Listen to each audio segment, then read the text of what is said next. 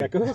Voilà. Donc les palonniers, donc, quand moi j'ai monté, les pédales ici, je vais vérifier que j'ai un libre mouvement de toutes les commandes. Hein. Okay. Moi, il n'y a pas de souci à ce que vous mettiez les pieds sur les palonniers et éventuellement la main sur le manche, tant que je suis totalement libre. Donc vous pouvez, si vous voulez, suivre le mouvement. Si vous préférez être complètement en dehors, vous mettez vos pieds en dehors et vous ne touchez pas le manche. Ça, c'est comme vous voulez, tant que j'ai vraiment libre mouvement. D'accord. Ok. Alors, donc vous êtes bien attaché, mais pas compressé. Je vais vous expliquer brièvement l'instrumentation. Là, on a l'altitude, d'accord, en kilomètres, donc 0, mètres, etc. Hein. Donc, c'est un 500 mètres ou c'est un 800 mètres? C'est 800 les VI. Donc voilà, donc, on va larguer aux environs de 800 mètres. Hein. On est à 10 cm près dans un sens comme dans l'autre, c'est une précision. Okay. Ceci, c'est l'indicateur de vitesse. Donc là, on a 0 km/h, 100 km/h. Vous avez l'arc vert qui va ici jusqu'à 180 km/h. On ne doit pas aller sur des vitesses folles. Voilà. Ceci, c'est le variomètre. Ça, c'est ce qui indique si on monte. C'est le nombre de mètres par seconde à la vitesse ascensionnelle. Ou dans l'autre sens, dans le taux de chute. D'accord. Donc, ce qu'on va essayer de faire, forcément, en prenant la partie remorquage, forcément, on va être en positif en général.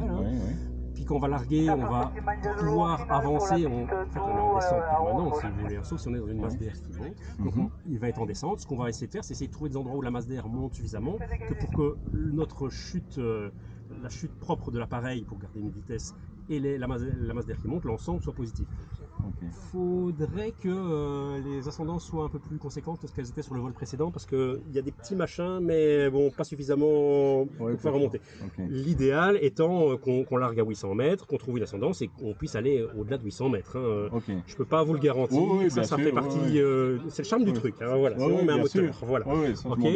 Alors, au niveau du reste de l'instrumentation, vous vous souciez pas du reste. Enfin, de toute façon, on n'est pas à vous en soucier, mais si vous, voilà, vraiment ce qui est essentiel et nécessaire. Ça, c'est l'instrumentation obligatoire. Voilà. Si vous avez un flarme, c'est ce qui indique, c'est un détecteur de collision. Si jamais on avait un autre planeur sur une trajectoire qui serait tangente ou approchante, hein, on aura une LED qui indique la direction dans laquelle il faut regarder. Et ici, vous auriez une LED qui indique ici au même niveau que vous, là au-dessus, là en dessous. Voilà. Vous le verrez et ça bip aussi.